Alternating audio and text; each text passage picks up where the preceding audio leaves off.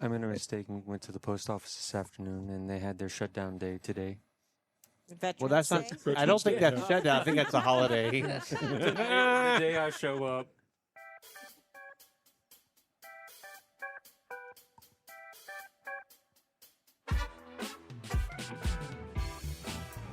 Hey, everybody, welcome to the Out. I'm Patrick, and you all know my crew. Chili. Buttermilk. Eric. Zucchini bread. And Jerry. What happened to zucchini bread there? I don't know. Zucchini That bread was found a weird. cucumber. She was like, Apparently, yeah. zucchini bread? Try it again. Zucchini bread. That's right. Oh, welcome back to the show, everybody. We're so glad to be here. It's been a wild time since we saw y'all last. We have some exciting stuff to talk about tonight, and I can't wait to discuss some things with you, my group. We have some challenging topics ahead. We have some fun topics ahead. But first and foremost, as we always do every week since we started the show, that weather. Yeah. That weather. I believe it was Friday. 60 degrees, 62 degrees Yeah, outside. It was nice out. Very Very nice windy. out. Windy. It was yeah, but nice. breezy, but Yeah. nice. Not a cloud in the sky. Sunshine beating down on you. It was really, again, except for the high winds, gusts that would come by now and then. Really, really lovely. It was a lovely day. Lovely day, as Bill Withers would say. You would. A lovely day. And then, then came the morning. No. No, Saturday. No, Saturday was good. lovely Nice. too. It was Yeah, lovely, Saturday was yeah. really nice too. I'm sorry, I forgot. Yeah, Saturday was really Saturday nice. was nice. Yeah, Saturday was really cool. Then came Sunday morning. Sunday morning wasn't bad. Melissa and I got out Sunday for a little bit. It wasn't horrible. No, that was Saturday. That was Saturday. That was Saturday. Saturday, we went did and get got That out was the Saturday, second. yes, That was the that's right. second Saturday. yes. Yes. Second was Saturday. Rainy on Sunday morning. It was. We hung out on the couch all day Sunday, Yes. doing a whole lot of nada. Sunday morning was nasty and kind of crazy. We ended up. Eric and I had to go to the yard, and we were doing some arranging at the house. And there is a storage cube we have like for our personal stuff at the yard that we use. And so we went over there to unload some stuff. We met up with our carpenter who's doing a really cool thing on one of our trucks. And it was nasty. It was just like, how fast can we get this over with? It was bad.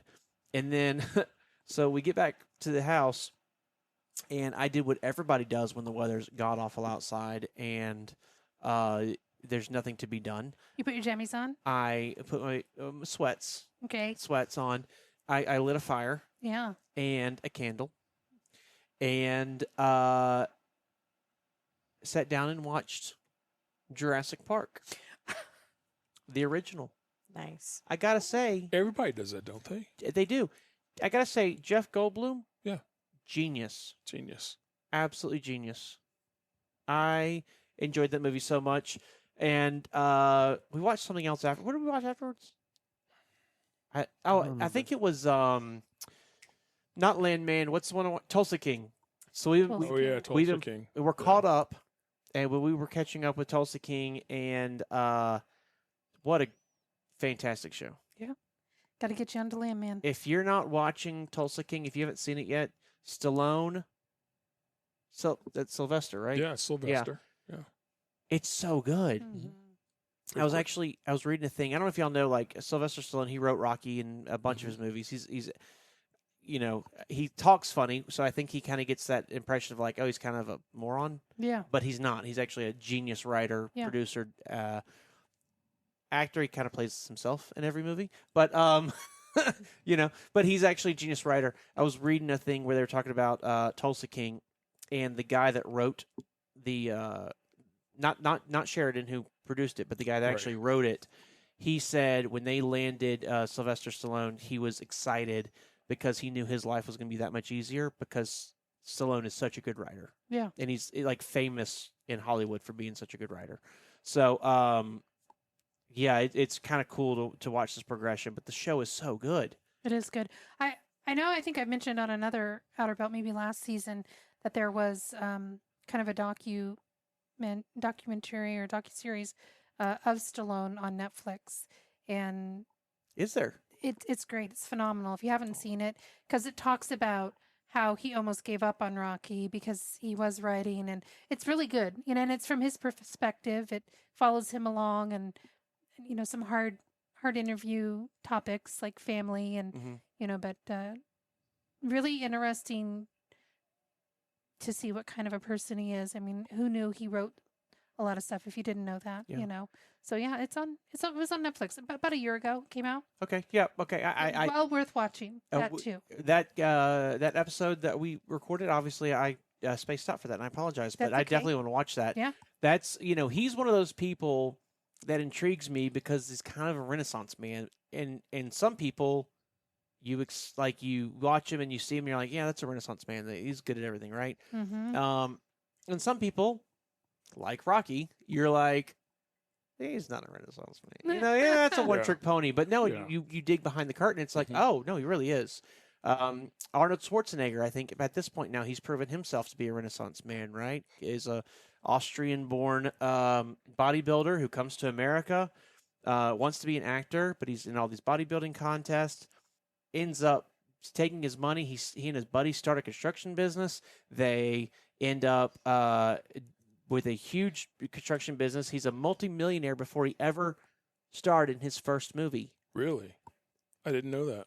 Fascinating stuff. He's just a business-minded, work-focused person. Sure. Then gets into Hollywood, gets the right acting coach, and then gets into a movie, and then that snowballs into, Arnold, the superstar we know him as, right?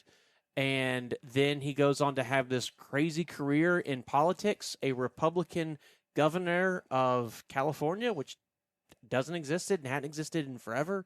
And, I guess Reagan maybe before him. Yeah. And there's more. I apologize. I'm not totally hip with California politics, especially the history of it, just the more recent stuff. But again, another, and then when he's done with that, he goes right back into the movies. Yeah. A guy that's just like a Renaissance man, genius. He is pro cigars and bourbon, and also pro electric car. He's just one of those people who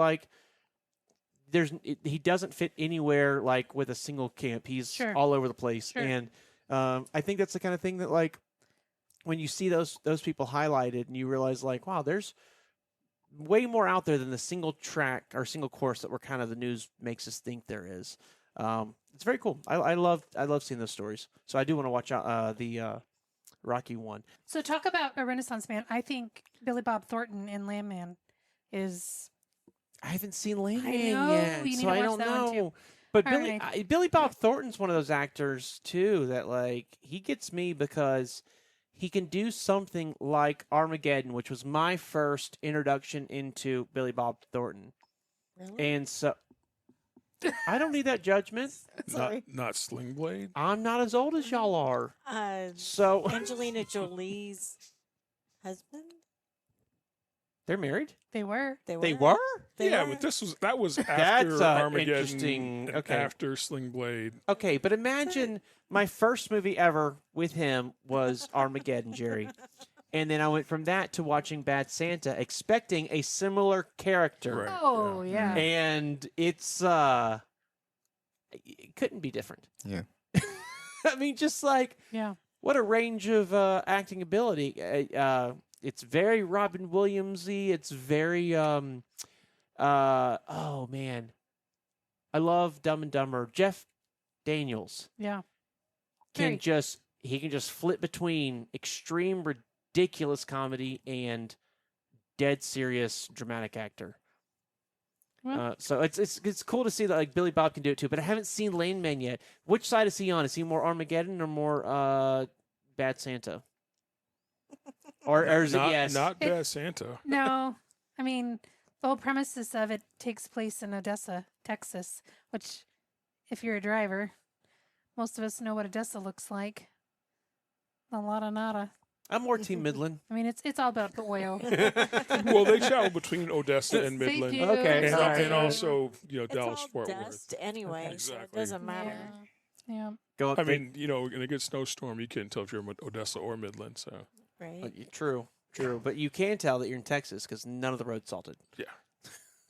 And I meant sandstorm, not snowstorm. Sorry. The 16th. That's when the next one comes out.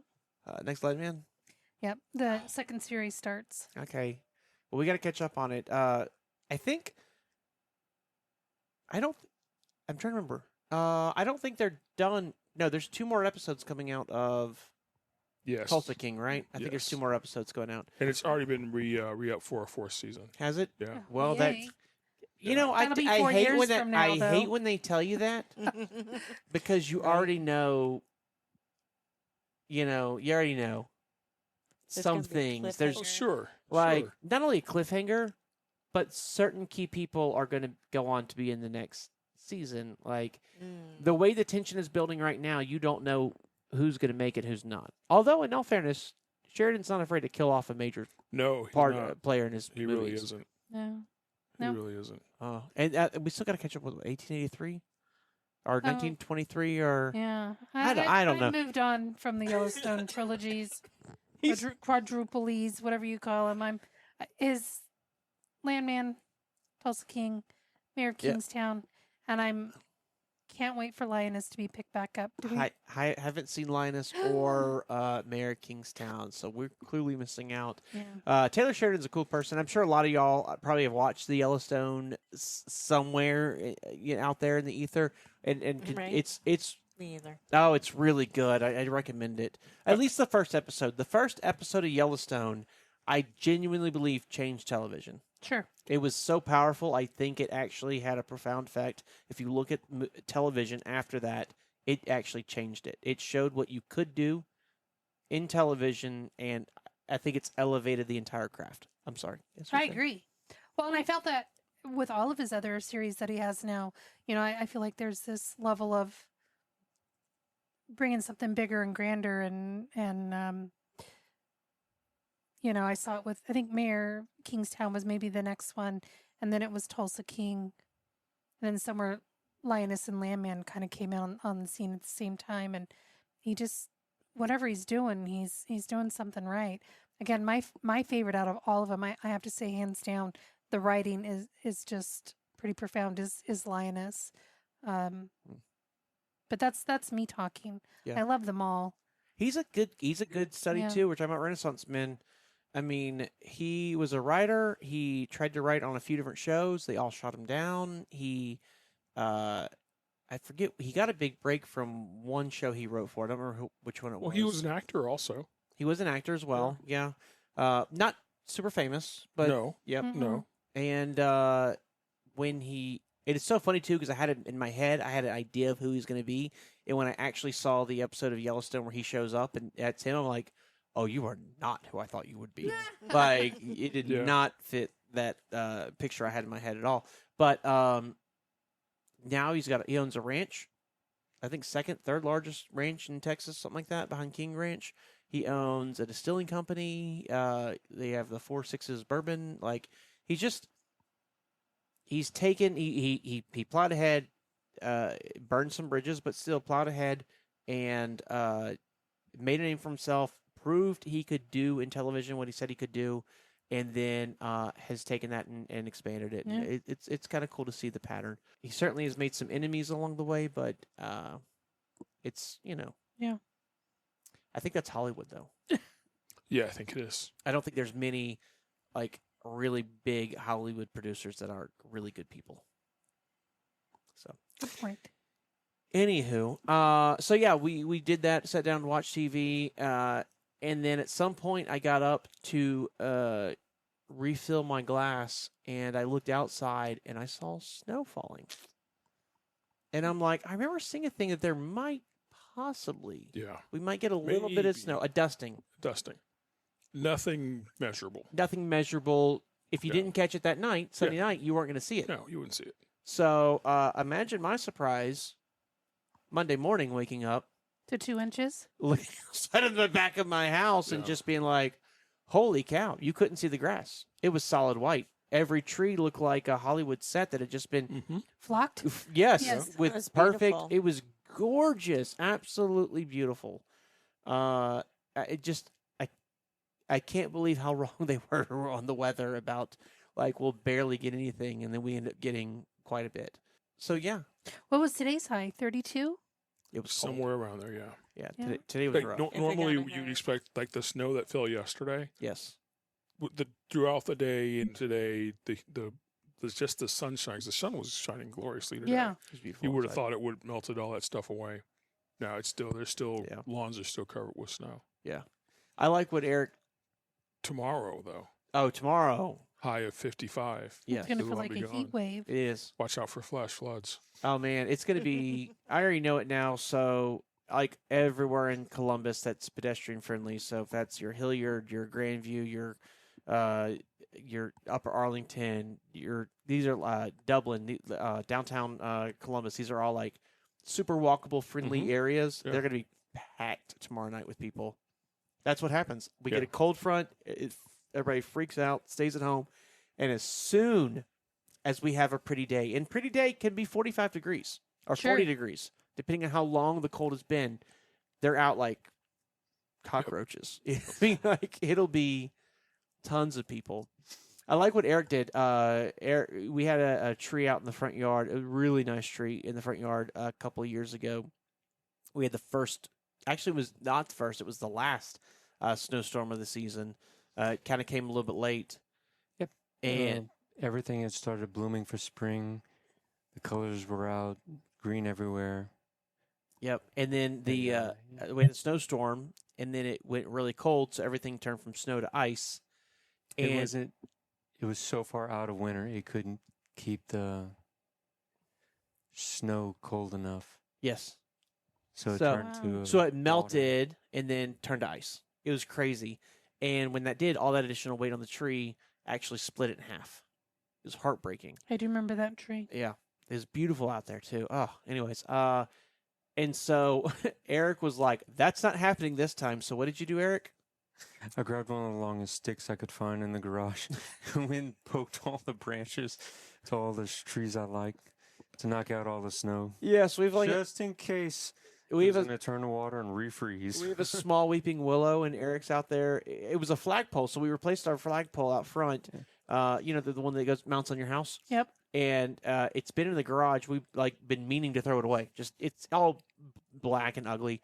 And he grabbed it and he's out there like whacking the trees to get all the Knocking the snow snow out. off. Yes. I'm Exactly. like, that's great because that would stink if that happened to another one of our trees. Yeah. I've actually seen a couple places around where we live that there are trees that are down. Like this snow did pull a couple trees It was down. heavy. Yeah. It was wet snow. Very I wet. wonder if that's why. Summit View. Summit View's View's closed. closed. It was closed from the last turnoff Mhm. down. Just had a road sign out said road closed. Yes. I wonder if that's why it was closed. I don't think that's it. So I think it's the water leak. it's that the they've got. water leak. Oh, they've that's had right, a water. yeah. They've had water's been leaking there That's for a right. while, and Last 2-3 weeks. I've yeah. noticed it. yeah, and I think they finally got the company out there to fix the issue or whatever. I But told you guys it would be a problem. You You did. did. yeah, You did. we didn't talk about it. Eric and I talked about it, but I was like, this is weird. Like Right. it's a perfectly dry road, and you'll Mhm. just be driving, and it's a little hilly, not much, but a little Not hilly. much. And then all of a sudden, you're just saturated with water, and it's like, what's going on here? This is not right. Something's gone awry. Yeah. It's I not, had- but it's not the first time it's happened. Like, so we've been at that place for 6 years. It's just maybe the second or third time that exact area has gotten wet Hmm. and had this some They've kind of got an an issue. issue. So I don't know if they've just got old pipes and they just keep fixing them and they break and they fix and break, and maybe they need to just cut it out and redo it or Yeah. what. But I don't even know if it's under the road or if it's off the side or what, Yeah, because good I don't question. see a stream of water. It's just the roadbed's wet. Yeah. Yeah. It's very strange. Well, it's closed. Well, yeah. Hopefully they fix it, especially with the Before it freeze. starts freezing. I know. Turn to an ice skating rink. Oh, that'd be fun. That's what Heather Downhill. was worried about. Yeah, that's what I said. I'm like, I didn't know if it was something that happened every year, like with rain or whatever. And I'm like, it scares me because then your tires get wet Oh, yeah. and you're pushing that water and then you're going right to the hill. And it's a very steep downhill from there. It is. They For a actually stop sign. yes, they actually rebuilt like the last downhill to the it's a red light, isn't it? Yes. red light. It's red light. From there, from like the top of the hill to the red light, they repaved all that. Not the whole road, just that section, and they made it with concrete because of how much damage that uphill Sure. gets because it's so steep. Yep. Kind of crazy. Well, since we've been gone, there has been some really, really. There was a bad event that happened in Louisville. Yeah. By the time y'all are hearing this now, we're a few weeks into it. But we occasionally sometimes we are putting these things out the week that they are actually recording the same week that we're actually putting them out. Sometimes we're banked, and this is spoiler alert, we're at bank season right now. So, like the last episode you heard last season is a couple weeks old, and this one's going to be a few weeks old too. So, there has been just breaking to us in Louisville, Kentucky, at the Muhammad Ali International Airport, which is UPS's primary terminal, a plane crash. And it was a UPS jet. It was an MD-11. MD-11 McDonnell Douglas is the jet that came after the DC-10. Everyone on the plane has died, and there were some fatalities on the ground. It's a truly horrific accident. We don't even have the full details of what else happened, but there have been some indications. I've seen some reports. I thought we'd talk about it. UPS and FedEx and Western Global, who are all three American airlines that fly this company, or fly this jet, do some things, and the NTSB, which is the National Transportation Safety Board, has come out and said, hey, until we know more, do some things. So the jet that was damaged was a 34-year-old MD-11. MD-11's one of those jets that's kind of unique. So it is a 3-engine jet. So it's got 2 engines on the wings, and it's got 1 engine in the tail. And it's a big jet, right? So my sister flew when she went to Germany. Originally, she flew Northwest Airlines, and she flew on a either an MD-11 or a DC-10. I'm not sure which. Again, MD-11 is just the modern version of the DC-10. She flew that over to Europe, and so it's wide-bodied. It's 3 seats, 4 seats, 3 seats. So it's a big jet. Big plane. Yeah, big airplane. And they have fallen out of favor for commercial airlines because everybody these days is using 2-engine airplanes, and a third engine consumes more fuel. Yeah. Jet engines have actually gotten so reliable, you don't need that third engine anymore. So they've come out and said it's not necessary. It's also why the 747's disappearing. It's why the big, huge double-decker A380 Airbus that came out a few years ago, why it's starting to no longer be flown by a lot of companies. The 2-engine airplanes have just gotten too good. So a lot of these airplanes ended up going to cargo operators. So for a passenger airplane that buys brand new airplanes, they use them as much as they can until their operational costs, so the amount of fuel they're putting in them, how many staff it takes to run the airplane, everything. When that gets too high, they'll sell the airplane and they'll buy a more fuel efficient, cheaper to run airplane, right? Because they're flying them all the time. So like when you're flying an airplane all the time, and when I say all the time, I mean like these things make 2 flights a day, but those flights are 8 or 10 hours each. Right. So they're flying 16 to 20 hours a day. That's a lot of jet fuel, right? On the on the freight side, they're mostly flying at night. So like all day long, if you've ever noticed, you're driven past like Indianapolis's airport or Memphis, the FedEx hub, or which you can't really see from Memphis during the day, but you can at night. You see all the airplanes coming in and leaving Memphis at night. If you've ever driven up 55 or 40, sometimes you'll see them like just planes, like you see the lights just lit up the sky in a row. They do most of their flying at night, so the planes are sitting on the ground during the day. So if you're only flying an airplane a few hours at night and not all day, jet fuel's not that big of a deal to you anymore because it's a smaller portion of what you're doing. What matters is how much that plane loan note is, right? So how much you spending on that Right. airplane? So an older jet to a cargo airline's ideal. You can buy Sure. them cheap, and yeah, they're a little more expensive to fly, but you're not flying as much, so who cares? So that's why these old airplanes have become huge in the freighter market. 747s are the same way. Atlas flies a ton of 747s. UPS actually flies a ton of 747s as well. They have these old airplanes. They're perfectly safe, usually, to fly. They have really robust maintenance programs to make sure these airplanes stay running as long as they can. As a matter of fact, in this particular case, it had a General Electric engine. I believe it was CFM 56 56, which is a extremely robust engine. It's got unbelievable reliability. We're not sure what caused it, but as this airplane was taking off from Louisville Airport, around the time that they rotated, which is when they pull the nose of the airplane up to be able to take off, the left engine exploded, and we now know that it actually completely detached from the airplane, landed in the grass next to the runway, and the airplane could not lift more than maybe 30, 40 feet off the ground.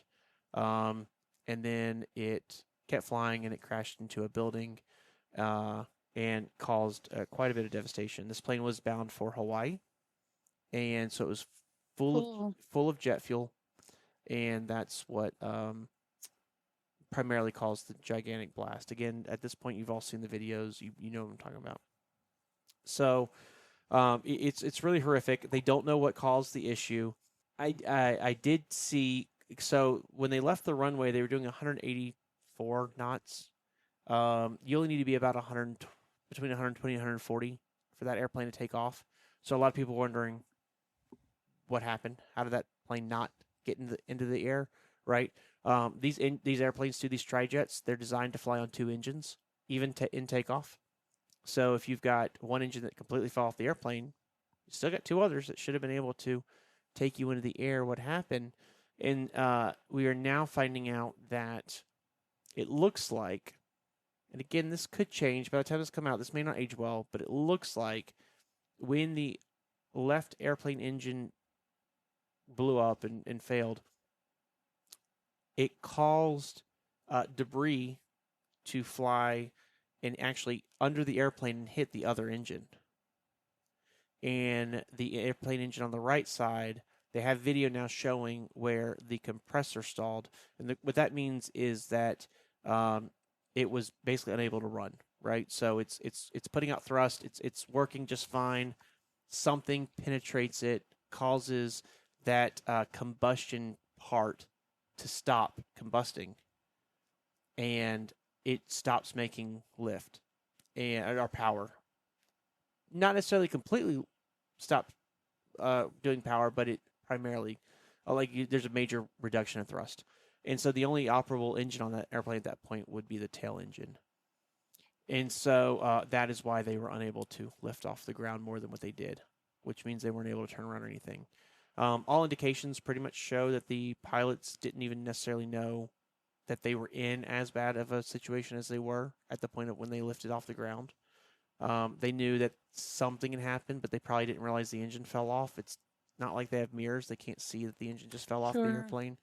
Looked like it happened pretty quick. It did happen very, very fast. Everything was, it was, I've seen a lot of slowed down footage of this, but if you watch it all together, it's a few seconds, and it's over with. So it's been really rough watching this all play out, and there's so many questions now of why did this engine fail? Did the engine itself blow up and fail? Or in 1972, I want to say 73, somewhere around there, DC-10 again. I just told y'all the MD-11 is the modern version of the DC-10. The DC-10 had a very, very, very famous accident with United Airlines where they took off and they made a turn. And when they made the turn, the pylon, which is the piece of metal that comes from the wing to the engine, it actually snapped and broke off. And when it did, the engine fell. the airplane lost lift, it took out all the hydraulic systems of the airplane. Like all of the hydraulics were completely gone, so they could not control the airplane anymore. Without hydraulics, you can't control flaps, you can't control ailerons, you can't control elevator, nothing. Pilots had no control. It'd be like if you're driving your car and your steering wheel were to just snap off. They completely lost control of the airplane and it crashed. And it was devastating. And so a lot of people are comparing this situation to that situation. And they're going, is there a problem with the pylons that are causing this to happen again? What Boeing, who bought McDonnell Douglas, so now Boeing is recommending is everybody that has these MD-11s, until we know more, park them. Don't fly them. Let's figure out what's going on. Let's do some safety inspections on the airplanes that you currently have in your fleet. And then we will, then once we figure out what really happened, then we can decide whether or not to do modifications to make the plane safer, or, hey, that was a freak accident and, your planes are still safe to fly. So all three carriers did that. So UPS, FedEx, and Western Global all parked their jets. And then a couple days later, the NTSB, National Transportation Safety Board, they came out and grounded all of the planes. So now, even if they wanted to fly their airplanes, they can't. They're MD-11s. The Not MD-11s, all their correct. airplanes. Exactly, yeah, I'm sorry. The MD-11s. So now we're going to find out, wait for these planes to be looked at and try to figure out what happened. So the question at this point, since we know the engine blew up and we know that the engine fell off the airplane, was it the pylon failed, causing the engine to blow up, or was it the engine that failed, causing the pylon to fail? Like, what Right. caused what? That's kind of the situation what we're came in. That makes first? sense. Exactly. Yeah. So until we know that, there's not a lot that can happen. UPS and FedEx have both come out and said that this is fine. We have contingencies in place for if something like this were to happen. We have other airplanes we can fly. So both UPS and FedEx fly a very diverse fleet. So they have 777s, they have 767s, they have 757s, they have a lot. Actually, the MD-11s are actually airplanes that are starting to phase out of their fleets, because each one right now has one is 27, one is 24, I think, or 28. There's not a ton of airplanes in their fleet. It's already a minor inconvenience. Right. But they are putting these contingency plans in motion so they can still cover the freight, still get everything out. Your your UPS, FedEx overnight stuff can still make it there without the use of these particular airplanes. So yeah, it's interesting. In general, I actually found an article just on that same topic from 2023, February of 2023, saying that UPS has begun a planned retirement of its aging MD-11 freighters as part of the plan to renew the fleet with more fuel-efficient aircraft. This was back again in 2023. They were looking to retire 6 of its 42 MD-11s back in 2023. So I don't know where it's gone from there, but they already started that process. So they weren't relying on them heavily correct. anymore. So FedEx had even I haven't followed UPS as much as I followed FedEx. FedEx actually did come out and say we're officially retiring this airplane. We're going to phase them out by 2028, which is only 3 years from really 2 years from now. This plane will be gone out of our fleet. Then they changed their model. I think we talked about it a few months ago. They actually brought the CEO from Atlas Air over to FedEx Express. And Atlas is a very unique cargo operator. They do all kinds of weird stuff. Like they have a huge fleet of 747s. They fly troops in and out of Europe and wherever they need to with these 747s that are set up for passengers. And they have a bunch of 747s that are set up for cargo. And so they do a lot of ad hoc cargo missions. So they'll pick up freight and bring it somewhere it needs to go, and then they'll go find another job. Kind of it's very much like expediting. They are going and finding these jobs, and then they're hauling them and whatever. They're just doing it, over water. Right. We can't. And so, but they also do things like they operate. Are you familiar with? And y'all may have seen these and thought they're ridiculous looking. Boeing has these gigantic airplanes that they're based on 747s, but they've taken the top of the 747 completely off, and they've put this huge bubble like the super guppies. Yeah, the super guppy Yeah. things. So Boeing has these airplanes. They own them. They did the modification to them, and what they do is they actually will open up the front of it. They'll slide a fuselage for like a 787 or something like that into it during the construction phase. They'll fly it from one factory to the next factory, take it out, and then they can finish building the airplane. That's why Boeing owns these. Well, Boeing doesn't have authority to fly their own airplanes. They're not an airline. They build airlines. So Atlas has the contract to fly those. So Atlas flies those planes that are owned by Boeing for Boeing. Yeah, they do all kinds of crazy stuff. Sounds like the wild, wild west of airplanes. Kind of. and Atlas is very good at it. And if you know, you may not even recognize this is what it's from. If you've ever driven through Cincinnati, and you're heading to Florence, y'all, on the right-hand side of the interstate heading south or left-hand heading north, there's a big office building they just built maybe 3-4 years ago, and it has the picture of Atlas like holding the globe. Mm-hmm. Yeah. That's their company headquarters. Oh, okay.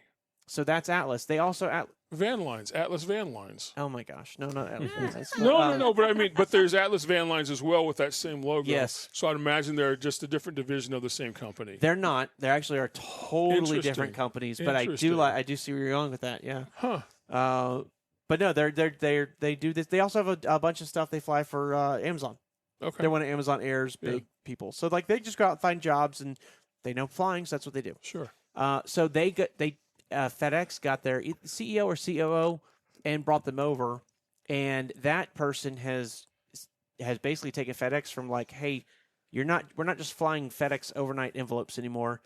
Now we're going after all this other cargo that FedEx has never gone after before. Yeah. And so because of that, FedEx moved their MD-11 dates from 2028 to 2032. Interesting. Oh. So they're delaying their retirements, and then they just had their whole fleet grounded of those airplanes.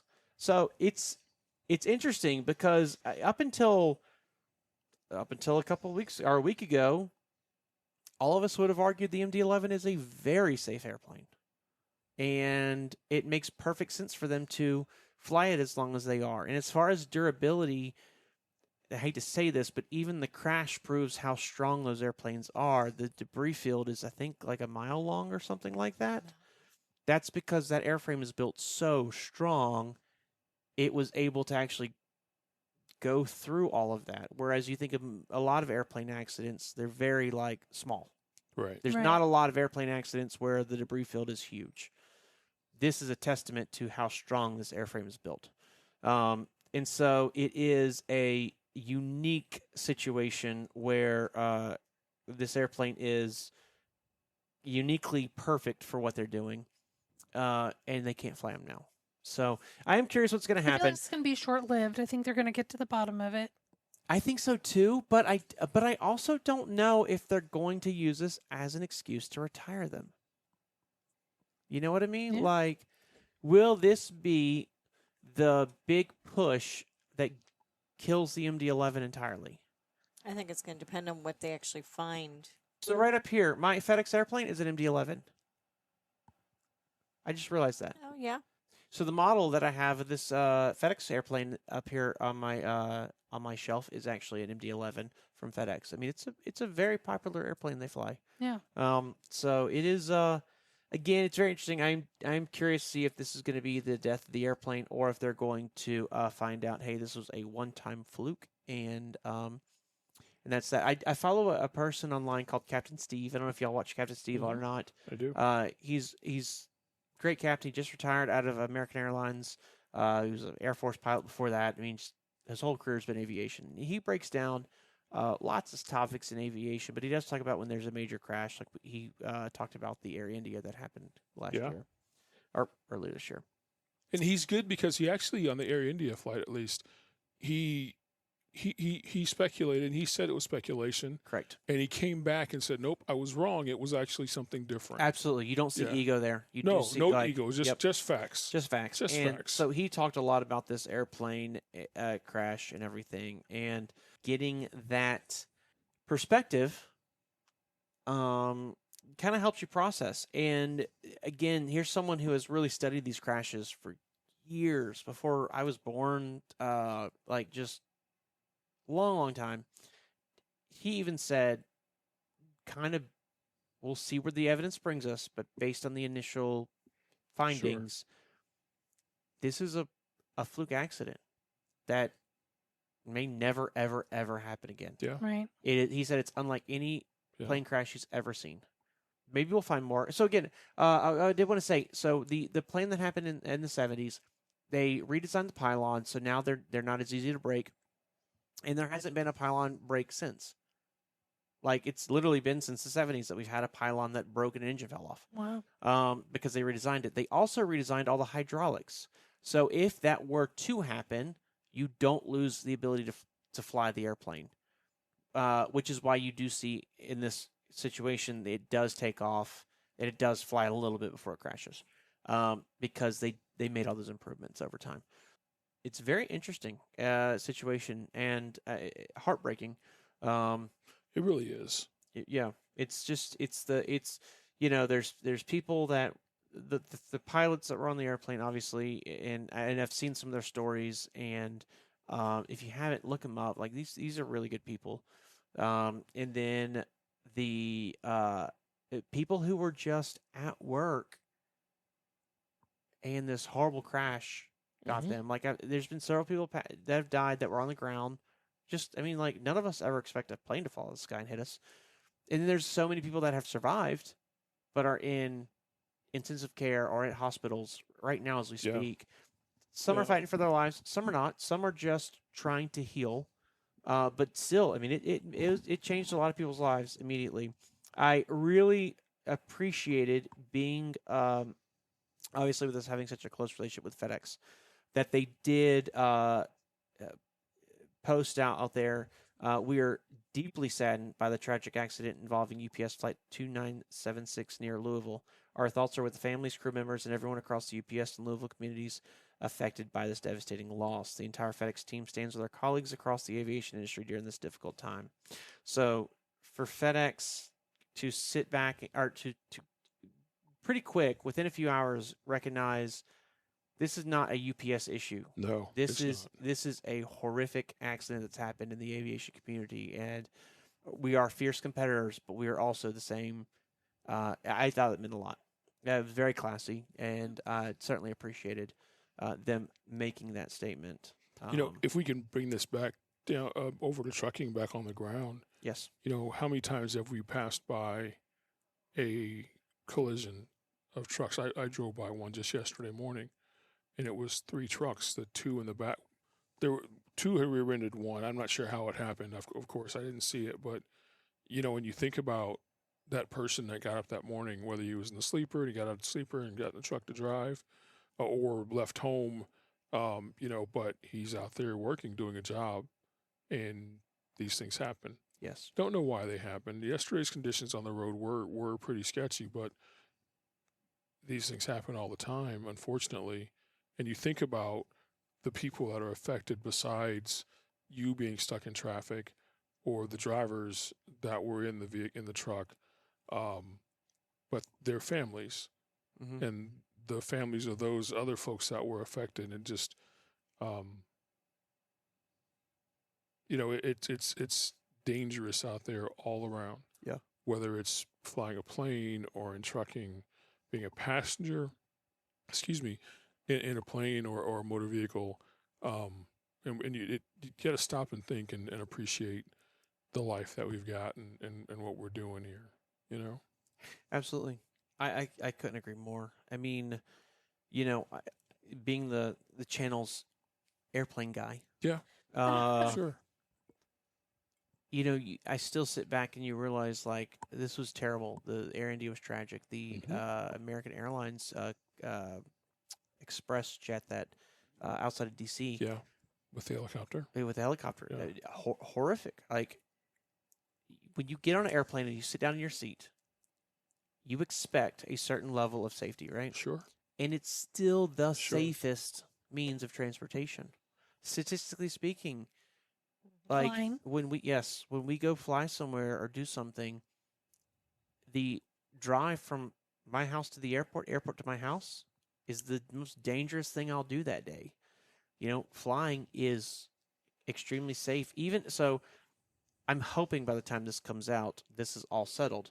But right now, there's a major flight air traffic control center air traffic controllers shortage because of the ongoing government shutdown, which looks to be resolved, but we'll see. And so they're cutting flights left and right, and people are upset they're cutting flights, and I get that. I would not want my flight to be cut. I have about the time this is going to come out, I'll be on a flight, and I hope it doesn't get canceled, right? But at the end of the day, they are doing this because a canceled flight sure beats the alternative. Yeah. It just does. Sure. And so they are, like, whatever the political and other motivations that are happening behind the scenes, they are still taking a backseat to safety has to be the most important thing. Sure. And I think, too, with trucking, safety has to be the most important It has thing. to be. So when you are driving, especially right now, we're in that time of the year where the road conditions can change quickly, they have to do the most important thing. We have to keep eyes out for black ice. What does black ice look like? We used to hear that term all the time, not know what it means. When you're driving down the road and it hasn't been raining and all of a sudden the road looks wet, you're getting into black ice conditions. Where's icing most likely to happen? It's most likely to happen on a bridge or under a bridge. Yeah. And under a bridge can be really dangerous because the sun, like you talked about, the sun will melt the snow and all that ice. So on top of a bridge, the sun may actually de-ice the road naturally. When you're driving over a bridge during the day, you don't think anything of it. When you go under a bridge, that sun wasn't able to penetrate through Right. the bridge, and so you could easily You still have that shade and that- cold under there. absolutely, and you have that ice Yeah. that's still formed. So, being smart about how to be safe and be on the road, I thought it was great. Jerry posted a article to our Hyfield Trucking website. trekking website. What is that? Our blog. Our blog. Thank you.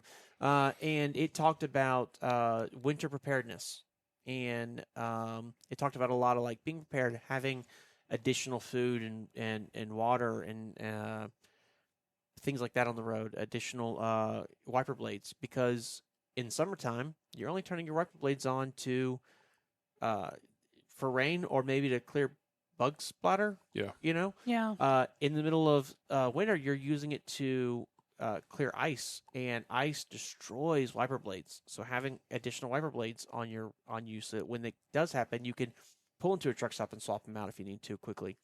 Having additional wiper fluid, because you go through wiper fluid Oh, like crazy. so much faster, crazy. and They're having rated. and They're had- appropriately rated. yes, that -20, -30 degree wiper fluid, because if you're like me and Eric, so we were from, and I think you were as well, Vince. We're from the South, Yeah. Well, and you're from South LA. You're South LA. I'm South.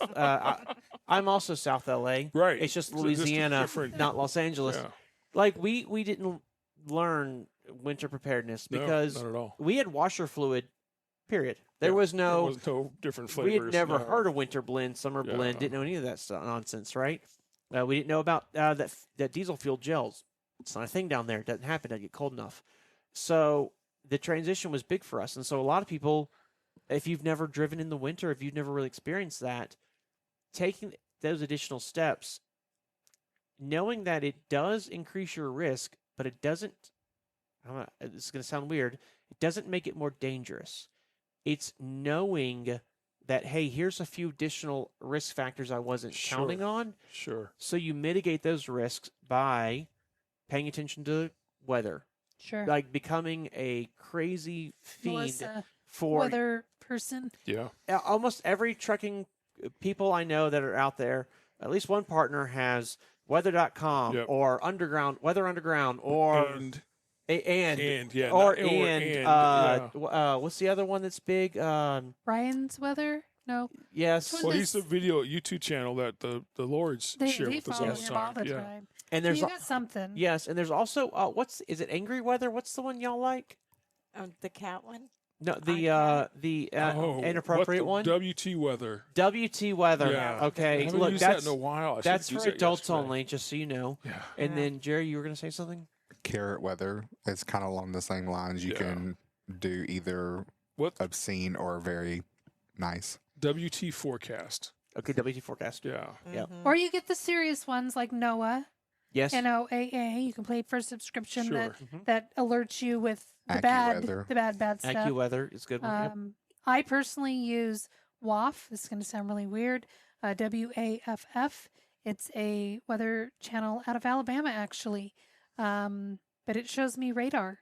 Yeah. And it's got it's free. It's a lovely radar. I don't have to pay for NOAA anymore. Your daily notifications are Alabama. Yeah. So you know exactly how the weather in I Birmingham is do. going to be Exactly. any given I moment. do. However, it still follows me. Yeah. And so if something catastrophic is going to happen here, weather, snow, whatever, it will alert me to that as well. But that daily one is Alabama. I got Vince on this channel, but it shows everything. I really like the way that it shows, especially for the tornadoes. Another one we used to use was highway weather, where you can actually put in your location and destination, and it'll route you, or not route you, but it'll tell you the weather along your route when you anticipate to be there. Mhm. So it wasn't accurate if I'm planning a trip for tomorrow. Yeah. But it would help right away to know where I was going and kind of look ahead. Then also the other places to look for, not necessarily weather, but road conditions, are your state DOT websites. Absolutely. Which will tell you where there's road closures, that type of thing along your route potentially. Yes. Which that's a lot of downloading of apps. It is, but they're helpful. Yes. They're They useful. are. But I also recommend people. So Google Maps and Waze, they get a lot of in the truck community, you shouldn't use that. That's for cars, right? And I agree. You shouldn't. They will put you in a low bridge. They will absolutely put you in a situation Sure. driving into a neighborhood you can't drive through. Yeah. So for navigation, no. But they're really good at giving you traffic conditions. Oh yeah, definitely. They are very helpful with Definitely. that. And so I know CB radio is a very handy tool that a lot of people use. Or don't use. Or don't use. But I'm just saying. So some of those like Waze or Google Maps or Apple Maps, they're getting the same information. They're getting it to you potentially miles further than your CB radio can actually Sure. find out. And so Yeah. you may, look at traffic and be like, a good example, miles out. So I used to run Dallas to Columbus all the time, not hauling freight. I used to do that moving trucks because we worked with AA sleepers, God rest their souls. And when I would get from, I had two major points where I had to decide what I was going to do. Memphis was one. So from Memphis to get to Columbus, you can go I-40 all the way to Nashville and then go straight up 65 to Louisville and on to 71 pretty much all the way into Columbus. Or you can actually go north of Memphis. You're on a highway, don't know which one it is. You go through Dyersburg, you go through a couple other places, you sidestep Paducah, and then you get on the Western Kentucky Parkway, and that eventually gets you over to... That's a great drive. It's a beautiful drive, isn't it? Yeah. I love that drive. And then you can get to, it spits you out on 65 by Fort Knox. So it's a longer route. But if you know traffic and you can look at 40 and look at, okay, is there any accidents on 40? Because an accident on 40 may say a 15-minute delay, but we all know 15 minutes can quickly turn into 2 hours. Quickly. On 40. Or if you can look at Nashville traffic. If you're going to hit Nashville at 9 o'clock at night, go that way. Yeah, do your thing. It's fine. Yeah, it's We'll get 'em quicker. through, yeah. It's quicker. It's a lot of fun. But if you know you're going to hit Nashville at 4 o'clock, 5 o'clock in the afternoon, Don't going do the it. northern route, even though it says it'll be quicker to go through Nashville, going the northern route does save you time. Yeah. Same with Louisville. If Louisville is really bad, actually taking the time to go through on that same parkway over to Lexington and North can save you a lot of time. So, yes, we're not talking about just taking the outer bypass of the city. correct. We're Like talking about Louisville, route planning. Louisville is what, 65 north through Louisville? You have 65 north. You could do the 265, or you Yeah. could do the We're 264. not talking about doing 265 or 264. We're talking about route planning way around the city It's and not just the outside belt. Absolutely, and that's one of those things too, where it looks like it's hundreds of miles out of the way, but it's really not. Yeah. When you look at the time wise too, it might say, "Oh, this is going to be 10 more minutes," but knowing after a little time being out there and being stuck in Louisville traffic, 10, 15 minutes is nothing. Yeah. If it's bringing you to somewhere where you're not going to have traffic, Yeah. it's nothing, because you also can't get through those areas as fast as those other services think you can. Right. You can't buzz through Louisville in the left lane doing Yeah, 75 miles an 75. hour because you're in a commercial truck. So taking Good all planning. these tools, the weather, the traffic highlights. I like what you said too about the local DOTs, because they are really good at, like, Google may say, "Hey, there's a wreck." Yeah. And that's all they say. But your DOT website's going to give you more information. Yes, And absolutely. especially in those bad weather states. Wyoming. I was going to say, on my phone I got Wyoming, Utah, Oregon, and Washington, Yep. and it may be the same for the northeastern states, but those are the ones that we found ourselves in during the winter for some weird reason all the time. And you can look at things like wind advisories on I-80 through Wyoming telling you the road's closed. Looks clear, but wind advisory is going to shut you down for half a day, if not longer. Absolutely. So Yep. Jerry was going to say something a couple times earlier. I want to give Jerry a chance to talk. I was just going to say, your modern truck GPS. I mean, when I had a Garmin, I had Rand McNally. They all give you live traffic. They all rerouted. They all gave you radar and live weather. You literally could tell Garmin voice navigation, and you can just tell it, show me the weather, and it'll pop up right on your screen. I'm going to dispute one thing there with you, because sometimes our Rand McNally would give us bad information. So when it would pop up and say, and we had ours next to our Wi-Fi hotspot in the truck, it would pop up and say, traffic ahead, whatever, take this route. One of us, a passenger, would hop on the phone and go, "Okay, let's make sure this is actually there's a problem here, and this isn't an old report." Because sometimes they'd be old reports, and you figure out that you didn't go that way. But it was good to make you aware, and then it was actually giving you a proper truck route around a problem versus a Google Maps route around that problem. That's going to take you on through neighborhoods and stuff. Whenever I bought the Garmin, I actually got the plug that had the traffic built into the plug. Okay. So it would constantly pop up, and it'd be like, it would. It was like $20 more. So, and it would just pop up on the screen. Hey, there's an accident or whatever. This route can get you around it, and you just literally click a button, and you're good to go. Yeah, I do think it's an important part, because we do have a lot of people who come over, and with each carrier they have map functions that help you get from where you're at to the delivery. So you don't have to buy a Garmin or a Rand McNally GPS. You don't have to. They already have that.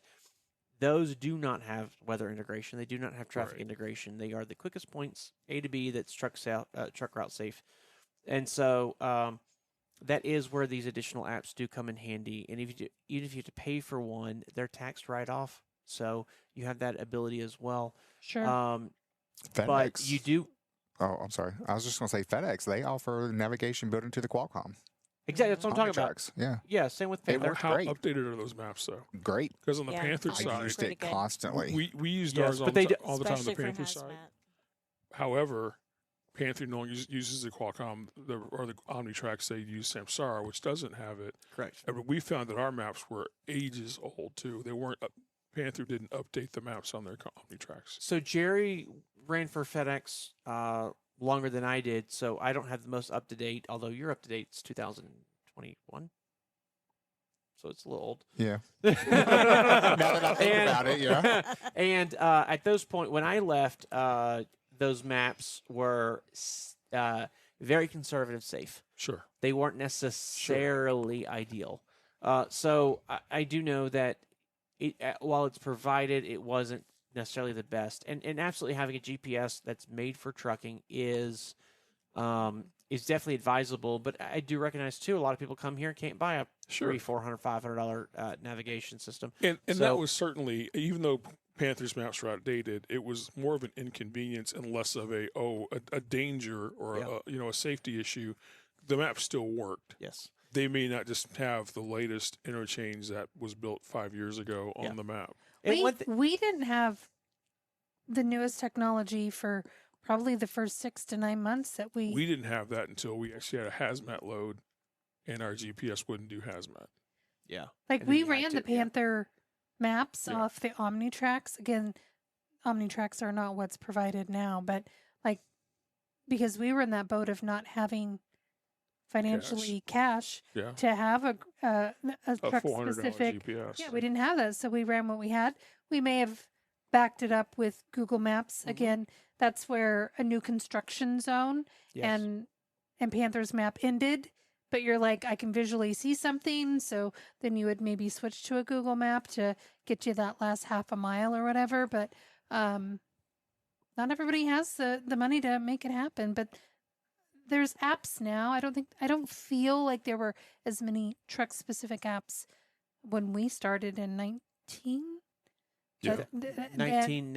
2019. that there are today. Sure. Like, and maybe there were, but we just didn't know about them. But I just don't feel like there were. I think that whole technology in trucking segment has exploded. I mean, sure. You know, what do they say? Like every year or every 2 years?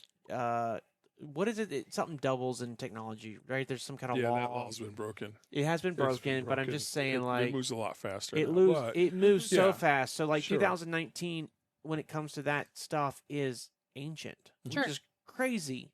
You know, think about that. So when Eric and I got off the road in 17, that's very old information. I still keep up with some of it because I do still have to drive trucks cross country sometimes. Sure. But I don't have a GPS to take with me, but I know the routes I'm going. Jerry's got 5. He does. I normally do take one, and this last truck that I went to get whenever it was down in Florida, I forgot to take it. And sure enough, the first thing I did is I went straight to Trucker Path, and they had a free 7-day trial to their truck with GPS. And so I was like, hey, this will get me home. If I've got to travel, make yourself a note for 7 days. If I've got to travel outside the original or the immediate area to grab a truck, I have our GPS at home.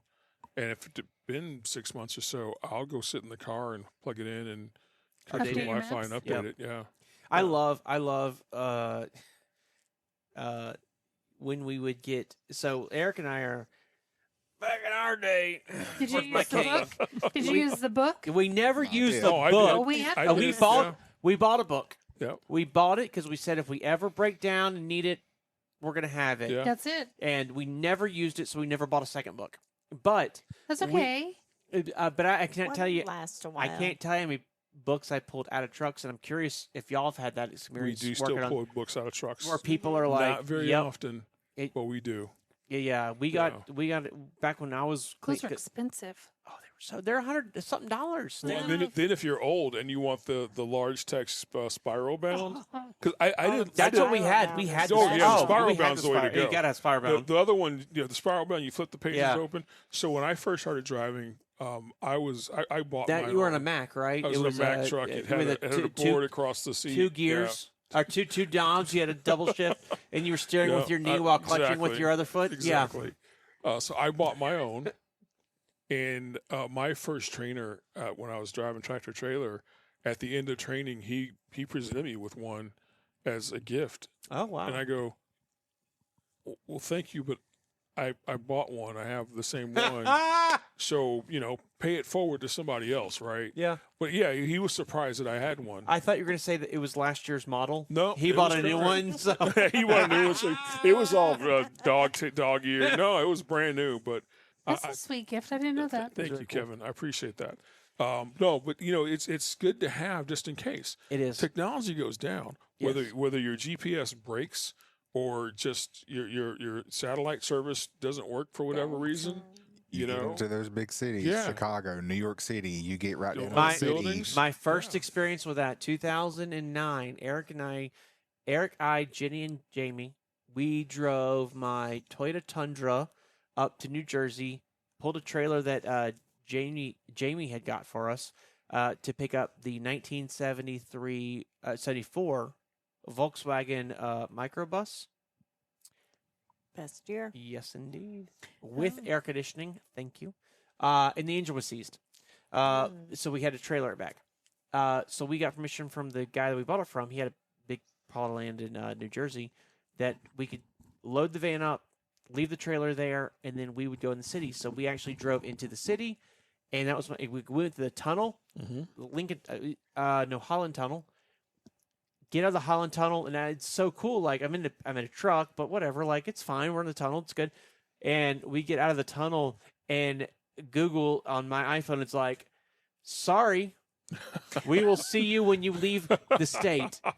And I'm like, oh my gosh, y'all gotta quick open up your iPhones and figure out where we're at and where we're going. So we literally had to like look at regular map view, and there was no moving dot. It was like, we're passing 3rd and 164th, and then like find that like, okay, you need to turn right at the next one. The next one's a one way, and it goes left only. So like all that to the Holiday Inn, and if you know where the Holland Tunnel comes out, it's like near Midtown, and we had to go all the way into the CBD because that's where we were staying, right next to the Brooklyn Bridge. Oh, it was a disaster, an absolute disaster. That was my first time ever experiencing like so many tall buildings that your internet's like, nope, no, we're good. Yeah. You need to use paper products. Oh, yes. And we parked the truck.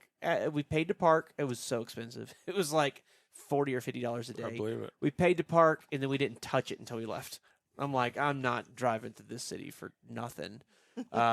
But we were down. I mean, at that point, Brooklyn Bridge, I mean, that's way downtown. That's the heart of it. Like, we were not far from Wall Street. It was crazy.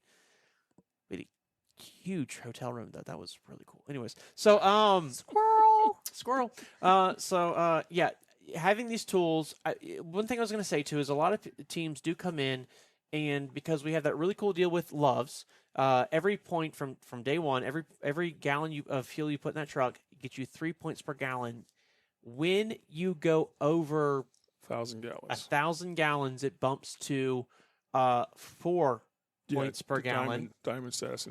And so you always have platinum, but it will let you go to diamond if you need to. But platinum's your shelf, not basic, not gold, not whatever the other ones are. So a lot of our teams do come in. They fuel only at Loves. They really hold that line, and they build up enough points pretty quickly because of the amount of running we do to then go out and buy a GPS. Yep. And then we get in the whole Rand McNally versus Garmin debate, which none of us want to have. No. Please no. Yeah, I think we've done both. We have. We have. Yeah, I don't know if y'all have, but I mean, it's Garmin or nothing. But I won't. We're not going to get into it. Our first one was a Rand McNally. Our last one was a Garmin. And I know teams that use both at the same time. Yeah. I'm just saying they're not putting Rand McNally's in airplanes. No, they're not. But they are putting Garmin's. So, you do you. I like the one that just says, "Turn here at Buttermilk Pequi." Pequi. I always thought Rand McNally had like a bedroom voice. Oh, yeah. Yeah. And I always thought it was funny that it was, "Welcome to Virgin." Yeah. But when it was West Virginia, it was "Welcome to West Virginia." And I'm like, well, what happened to Virgin? Yeah. How do we say one way, but we don't say the other one the other way? Well, I don't know. It's politics. Again. It's politics. Pequi. We still say it today. Anytime we pass anything that says... Anytime we pass a Pequi, we say Pequi, which is PKWY. Yes. And she translates it as Pequi. Expui. Yep. Oh, we go to Esprit. Well, we're about to wrap up. I do want to say one thing, and I think all y'all will agree. Next week, I think it would be fun if we talked about winter preparedness. And since Jerry's already done all the homework. Ooh, he could bring it? I think he should bring it. And we'll talk about it? And then we'll talk about it. Whose seat is he going to sit in? There we go. I like that. He likes his seat. Patrick's the host, so you can have my seat. No, I think he's good where he's at. All in favor of Jerry staying where he's at? Aye. Aye. He does control the camera, so he can certainly put a camera right on himself Absolutely. wherever he is. We can get a little iPhone, set it right here next to the candle. Right next to the candle, yeah. Well, the candle helps illuminate his face. It gets him that glow. Mm-hmm. Yeah. Candle glow. And he literally has a 5 o'clock shadow from his beard coming up his face. Jerry's like, I thought I was going to get away without being bullied today. So I let all the teams know when they come to pick up a truck. Yes. We talked about the washer fluid. Yes. Because, I learned about it as I was on the road. And then there was a point where I needed some winter washer fluid. And I was in, I don't know, Mesa, Arizona, actually we were in Yuma, Arizona. Oh, yeah. And they don't have winter formula washer fluid. Yep. I was like, oh, that makes sense. Well, it's like anti-gel. We talked to teams about putting anti-gel in the truck. And we've had some people who are like, well, the truck stops already put some of that in there. They're already treating their fuel. Right. They are, to a degree. Yeah. But if you buy fuel in Baton Rouge, Louisiana, and then you drive due north, you'll be in Chicago with 2/3 a tank of diesel of untreated fluid. Yep. Or untreated fuel, rather. Yeah.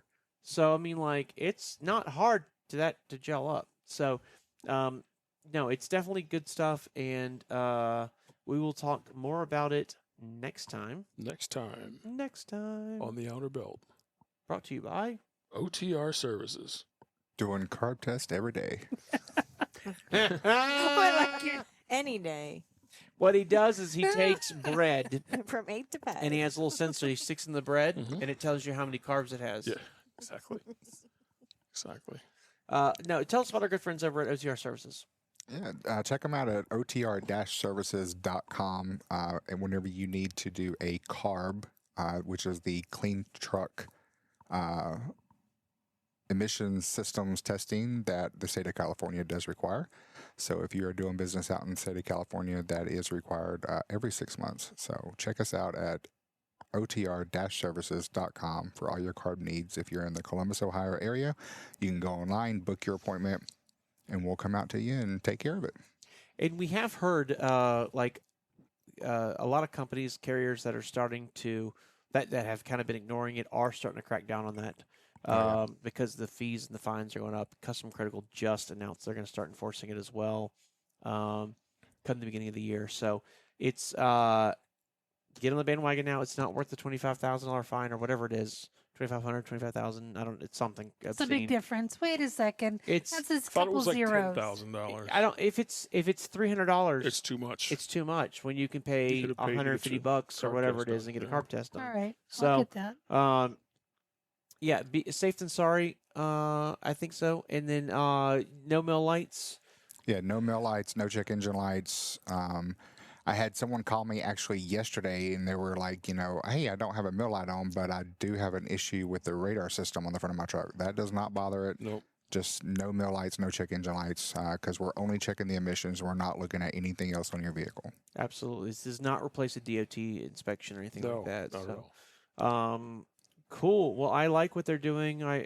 There is that piece of me that hates, the ban, the government, it's costing us a fortune. But at the other hand, I also like breathing clean air.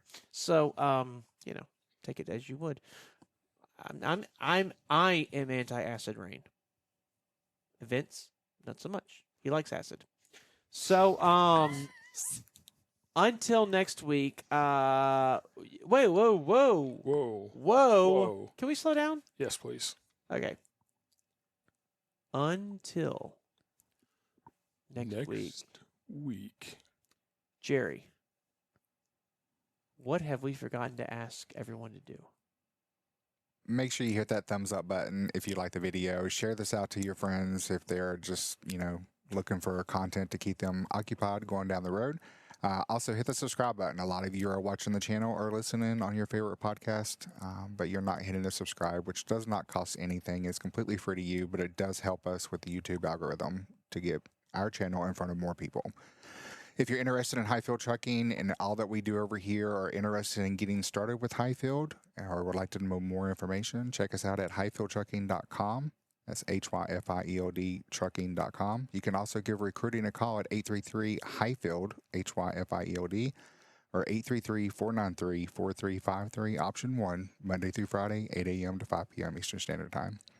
If you have any comments about the show or any suggestions, please leave a comment down below. We do read all of those. Or you can send us over an email at theouterbeltpodcast@gmail.com. Hey, what's the thing that we just hit? The Hyfield YouTube trucking channel, Hyfield Trucking YouTube channel. So that's Outer Belt plus truck tours plus Yes. all the other stuff. Everything that encompasses Hyfield Trucking. We actually just hit 1.8 million views on Nice. YouTube. Whoop, whoop, Wow, Nice. whoop. that's a lot of Yeah. views. A lot of views. Boy, if I had $1 for each. Oh, really? Yeah.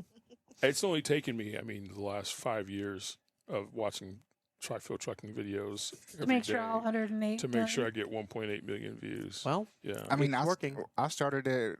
I actually got it up going March or April of 23. something like I that. think so, yeah. So 2 years, Yeah, that's awesome. 2.5. That's two and a awesome. half, 1.8 million views. That's a pretty good clip.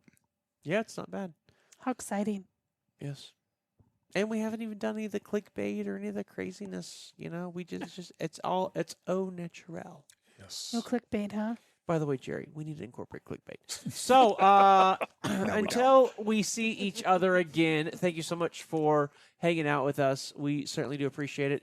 So until next time, until we see you again, thank you so much for hanging out with us and supporting us again. As he said, if you do see anyone in your life that you're like, hey, they would enjoy hearing these crazy people ramble, we would love to have them check us out. And if you didn't like anything you saw, we totally understand.